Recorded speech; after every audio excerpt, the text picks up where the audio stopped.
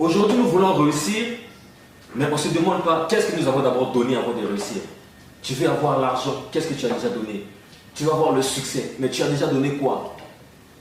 Pour réussir, il faut servir les autres. Pour réussir, il faut être à la place des autres. Ce que tu veux que les autres fassent de toi, fais-le pour les autres. C'est là que tu auras le succès. C'est là que tout commence. Tu ne peux pas venir directement et tu veux arracher.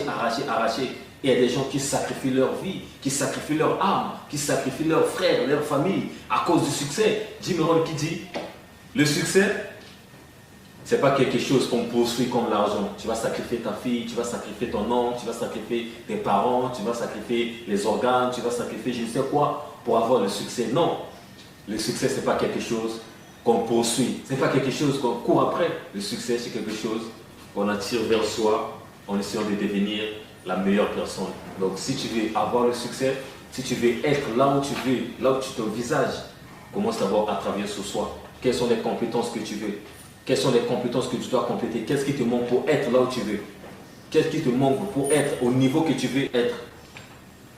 Commence d'abord à travailler sur ces choses avant d'avoir le succès. Et dès que tu vas commencer à travailler sur ces choses, tu travailles sur ta confiance en soi, ton estime de soi, ta façon d'être, ton éloquence. Il y aura forcément des choses qui vont revenir vers toi parce qu'on devient ce à quoi on pense. Et la loi du dharma aussi existe.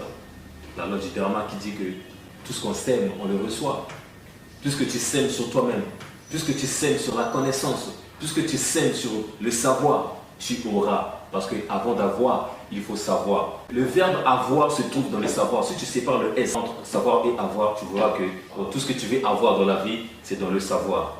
Donc connais d'abord avant d'avoir. Connais d'abord avant d'avoir. Et c'est ça qui va faire que ta vie change. C'est ça qui va faire que tu passes à un autre niveau dans ta vie.